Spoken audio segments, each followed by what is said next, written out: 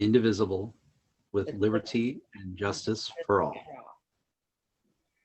Thank you very much. Okay. This meeting is being recorded for everybody to know.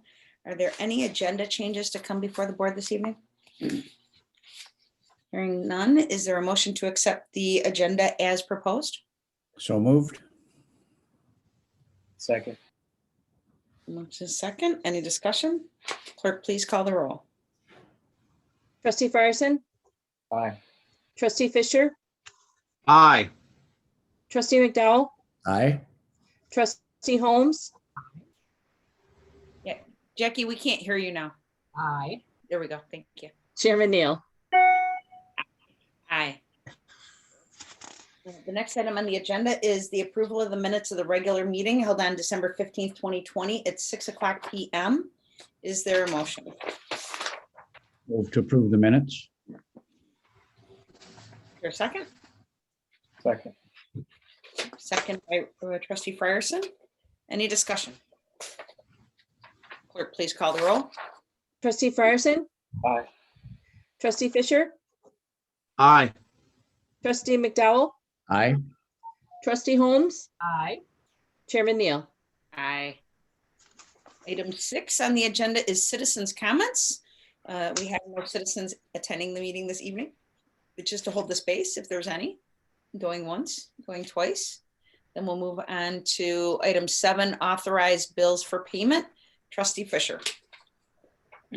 Met with by conference call with Supervisor Neal and Assessor Davis last week, and we reviewed the bills, and I submit total bills in the amount of $175,806.03.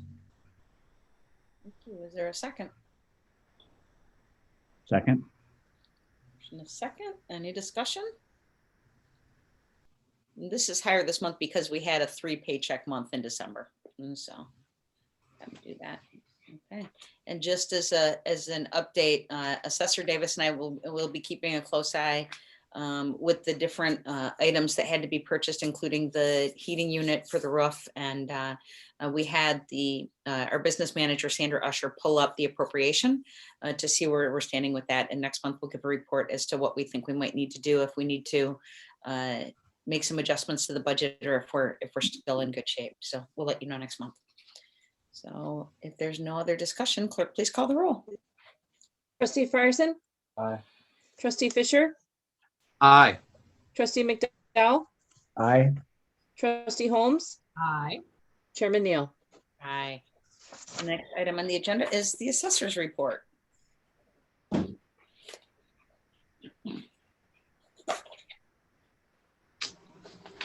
You're muted, Colette.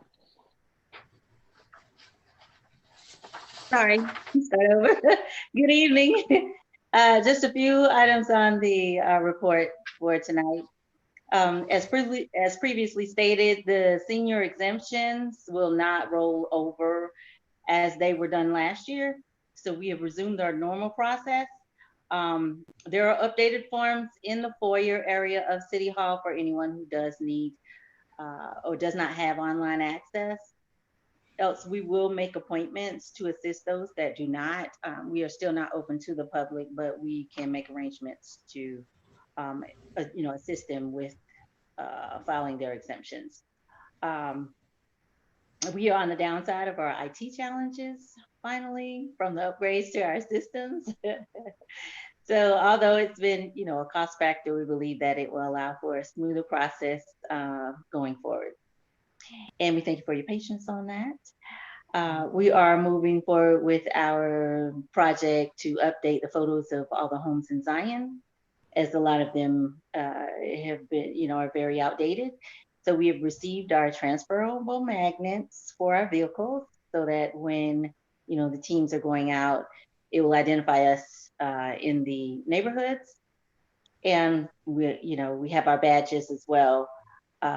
We have been informing the police, and we have no longer had any incidents along those lines. Discussions have been underway for the CTCA, the Cancer Treatment Center of America, and the nuclear plant as their contracts are up this year. So there will be more forthcoming as we get updates. We are working on updating our employee handbook, and we're doing that, or I'm working in conjunction with Sherry Neal so that we can be on one accord across the board for the township offices. And lastly, we are waiting, well, we actually just got clearance from the county to be able to move forward with this year's tax data. So more to come on that in future as well. Good. I had a quick question. Yep. In terms of the discussions with the contract. I can barely hear you. Yeah, Trustee Holmes, the sound is wonky again. I had a question on the contracts with CTCA and nuclear plant. What was the term for those contracts? How long? What were the terms? How long were those contracts? Yeah. So, you know that. Do you have that information? I don't have that information right in front of me, but if I'm not mistaken, it was, I want to say 5 years or 7 years, something like that. But I can get that information from you. Don't quote me on that, and let you know. Okay, I was just curious. Definitely, yes. It was multiple years, Excellent. but I can't tell you exactly how many off the top of my head. And I just want to share, Colette, Assessor Davis has been, she went through the employee handbook, and I really appreciate having fresh eyes from a corporate standpoint, right? To be able to challenge some of the things and make sure that we're doing things the best that we can. And pointed out a few things that we're having our HR consultant and the attorney weigh in on, and we will be bringing some recommendations to the next board meeting for discussion on changes to the handbook. So thank you for that. Thank you for challenging us, Colette, and she's good at it. So, okay. There's nothing else for the assessor. Item 9 is the supervisor's report. Just to share with everybody in the township updates in the month of December, and keeping in mind we had 5 weeks in December, but these numbers only apply to the first 3 weeks because we did not do emergency assistance on the last 2 weeks during the Christmas holiday. We had 29 screenings completed with residents, referring them to the appropriate programs. We submitted 16 completed CHIRP applications with the grant we received from Lake County to assist residents. 16 applications were approved, totaling $20,928.58. Other services provided to residents included disaster relief program approving 7 applications. 7 applications were submitted to Mother's Trust Foundation. 6 benefit access applications were processed. 5 families were approved for emergency assistance, and we had 12 current general assistance participants. Sandra pulled together the numbers for 2020, and we will be sharing this in our annual report, but we were able to assist last year residents, especially with the COVID crisis, and just shy of $195,000 went into the community between the COVID grant that we received, Mother's Trust Foundation, the LAHEAP applications that we did for some individuals, and then the funds that we utilized under disaster relief and emergency assistance. So was really grateful to be able to man the office for the 2 weeks over Christmas and give my team a needed reprieve, because it was a lot of work.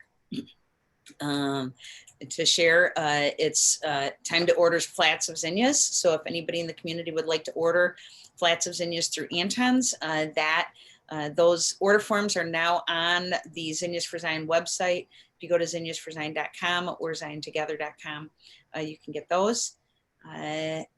Let's see, next on the list, this Friday at 9 a.m., we will be live streaming a Leaders 2020 in Review event from 9 until 11.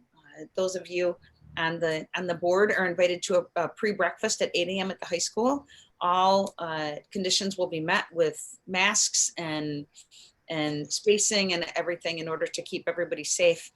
But this is, I think, the first time that all taxing bodies are going to represent and just share what the successes were from last year and what we're looking forward to this year. So really encouraged by that work. And it was actually the Charm Foundation helped to guide it. And our new superintendent, Jesse Rodriguez, was really the spearheader.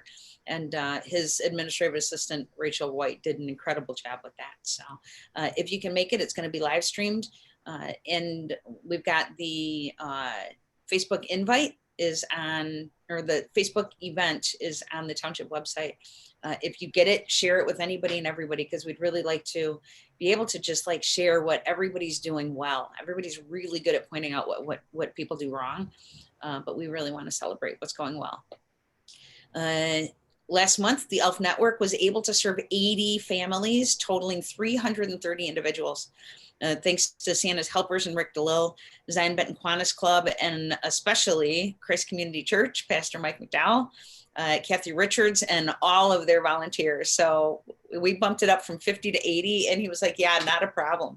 Mike, do you want to share a little bit about that event? Yeah, well, we were a little disappointed that we couldn't have a dinner this year, but it really turned out well. We had cars pull up to our chapel entrance, and our volunteers delivered the groceries and gift cards and presents. We really had an upgrade in our presents this year from Kiwanis Club. They did a great job. And I'd have to say this year they handpicked presents, and so really high quality stuff. And everybody was happy, and it was a great event. I do miss the dinner though, and I hope we can have it this next year. Mm-hmm. Yeah. The only issue with that is we'll have to choose between doing 50 or 80 families or the dinner, unless we can do it in shifts or something. So. Well, yeah, I hadn't thought about that. If there's 80 families with 330 individuals are served this year. So we'll have to talk about that. That's a committee discussion, right? But yeah, but just to say thank you. Without CCC, we used to, what used to happen was Santa's Helpers would deliver everything to the township, and people would pick up at the township. And Christ Community Church has just become an incredible partner with overseeing the whole thing. Kathy Richards she is a workhorse, putting everybody in gear to make sure that goes smoothly, and they do an incredible job. So thank you for that. Also, the next edition of the ZB Quarterly is going to be going out the first week of March, and in the township pages. So at last month's meeting, Assessor Davis shared that she's sending out a letter to the new homeowners about what to do and the things to watch out for. It is so good. And I had a couple of people that watched the meeting email me and say, how do I get my hands on that letter? And so Colette sent it over. We had it translated into Spanish, and we're going to include it in the CB Quarterly magazine in English and in Spanish to be able to share. So just kudos to you, Assessor, for pulling all that information together and making it so readable for people to be able to know what to do, to be able to make sure their information is correct. So thank you for that. And just a heads up, the ZB Quarterly, Benton Township has recently pulled out of it. And so as of now, the only organizations that are involved in it are Zion-based organizations, county. We've got Joyce Mason, but none of the organizations, Beach Park and Winthrop Harbor, the schools and the communities are not in that anymore. So we're going to have another discussion. Right now, the holes are being filled by Lake County Health Department with being able to fill any empty pages, because we have to do so many pages in order to make it work.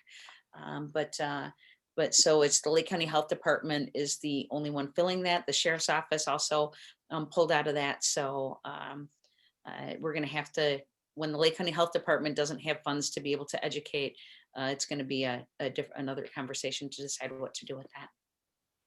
And so then one other thing I want to share that came up today, I got a text message from Deb Will at Zion Benton Township High School. She has the opportunity to bring in an author by the name of Scott. What is it? Scott Rankin. Thank you, DeRankin. And so she reached out to me because they only have the smaller Zoom accounts, and we have the the bigger Zoom account. And so we will be helping to host a conversation. He's going to come and talk to the ZB students, and we'll be doing it in a webinar format. So we don't know the date yet. It's going to probably be the second week of February, but really looking forward to that. It's a huge delight. So I downloaded the book today, one of his books, to be able to like check him out. So if anybody's interested in that, she said we can. Can you share? Can you share a title? I mean, for those of us who don't know who he is. Trustee Frierson, is it Nixa? I think it's Scott Rankin. I don't remember the name of the book though. Apparently, NYXIA is one of them, as well as the Ash Lord series and the Tailspinner series. But go ahead and share what you know about him. no, that's it. I talked to Ms. Wu, and she was exclaiming about the same thing. So, yeah, but apparently he runs for grade school all the way up through high school. Okay, so he writes young adult fiction. Yep, correct. Okay, thank you. She said it's a combination between sci-fi and Hunger Games. what? And social justice. Okay. Yeah. So it'll be interesting.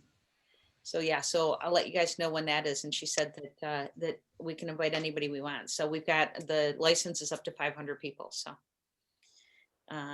So and then with board specific issues, Zion Township, we're still closed to walk-ins, but somebody's always in the office. And so if somebody comes up, they just call us and we'll deal with whatever the situation is at that moment.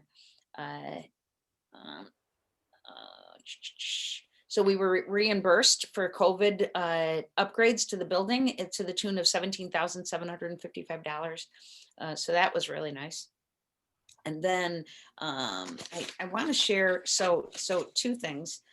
One is I got a call a couple weeks ago, and somebody reached out to Adriana Ortiz, our full-time case manager from the Salvation Army.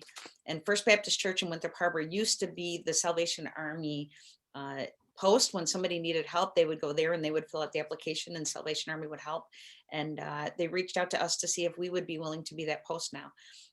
Which means we'll be able to help residents with up to $600 in an emergency situation. So, working with the different collaborations that we've pulled together, we're really excited to be able to actually address some substantial situations. Now, guarantee, it's got to be that it's the same expectations as is for emergency assistance. It has to be an emergent situation. Something had to have caused it, and it has to alleviate the emergency.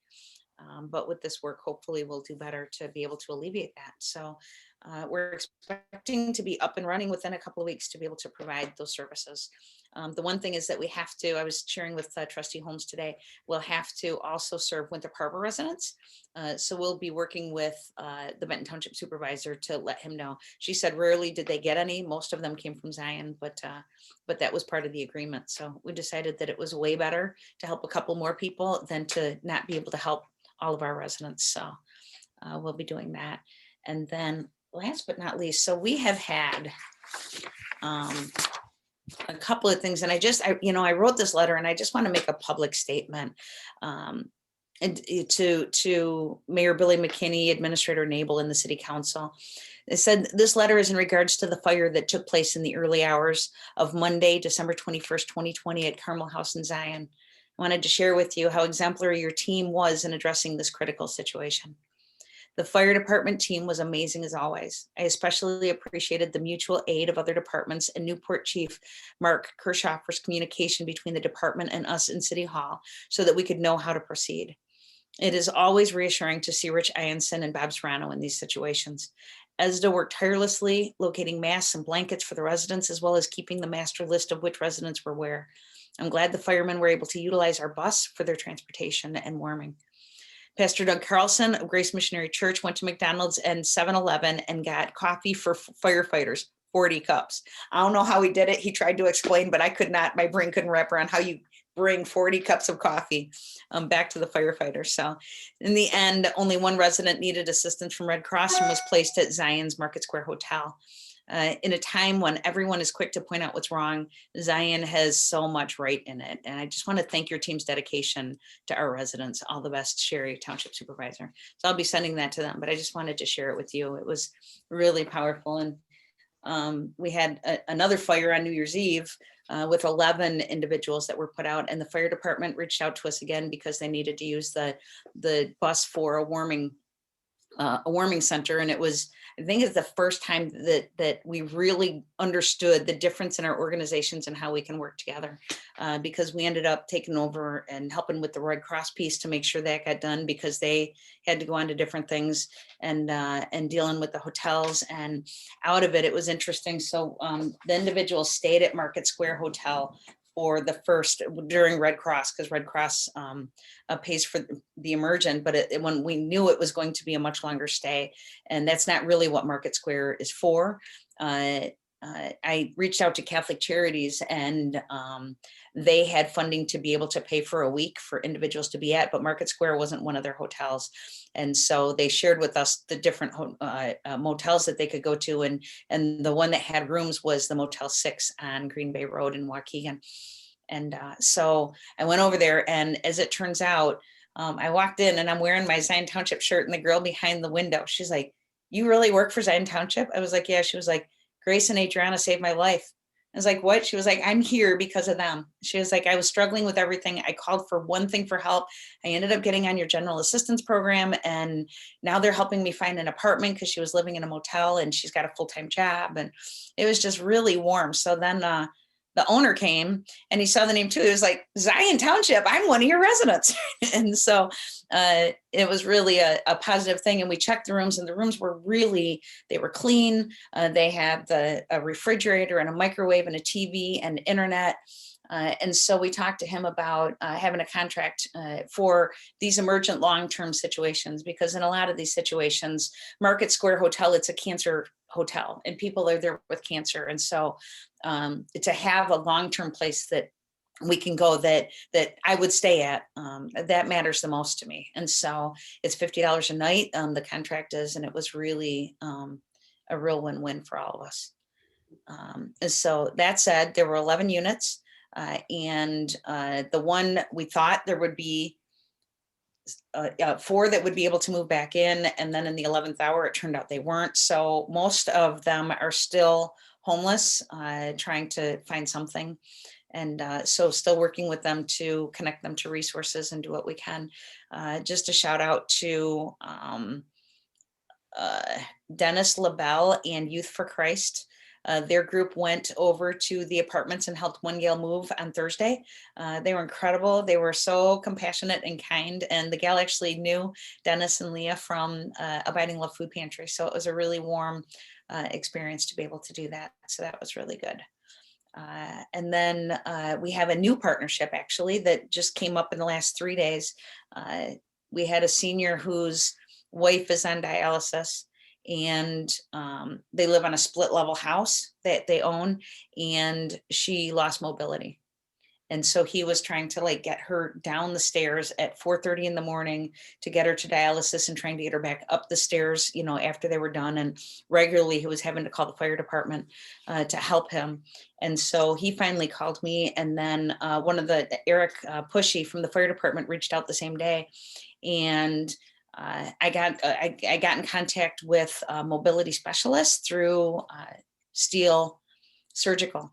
And the gentleman's name is Lon, and he completely was compassionate about the situation. He said he thinks, you know, he would go over there the next day and measure it and see what he had. He actually ended up having a used chair that he could install. And so the township's $400 for emergency assistance. And then he told me to call Linda from Family Services out in Highland Park, and they helped with $400. And so the resident only had to pay a third of it to make it happen. And so it was installed yesterday, and it was amazing. So I'm really grateful that we have the relationships and the reputation that we do, that when we call in organizations that we've never worked with, that they're eager to be able to help us with legitimate situations. So I think that's enough. But yeah, is there any questions, comments, concerns? No. Well, one of the residents from Carmel House did approach me, and maybe it would be, I'll let you know who that is, and maybe it would be good for you to talk with her about how that whole thing was handled. Okay. That would be very good. Yeah, so I don't know the situation in the building.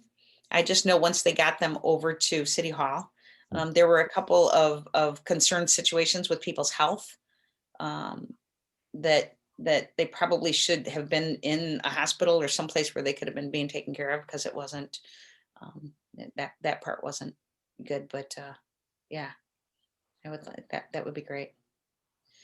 So before COVID, I would go over there once a month and I would bring them donuts and they would share with me their concerns and stuff and try and address those. But because of COVID, we haven't been able to do that. So I feel so disconnected from them at Carmel House these days. And so, but hopefully we'll get it back. So anyway, if there's nothing else to come before the board, is there a motion to adjourn? So moved. Second. Motion in a second. Any discussion? Clerk, please call the roll. Trustee Frierson, Aye. trustee Fisher, Aye. trustee McDowell, Aye. trustee Holmes, Aye. Chairman Neal. Aye. Meeting adjourned. Thank you, everybody. Hopefully we'll see you all on Friday at the breakfast, either live streaming or RSVPing and coming to the breakfast. Okay. Okay, thank you. Thanks, everybody. Take care. Bye-bye. Good night.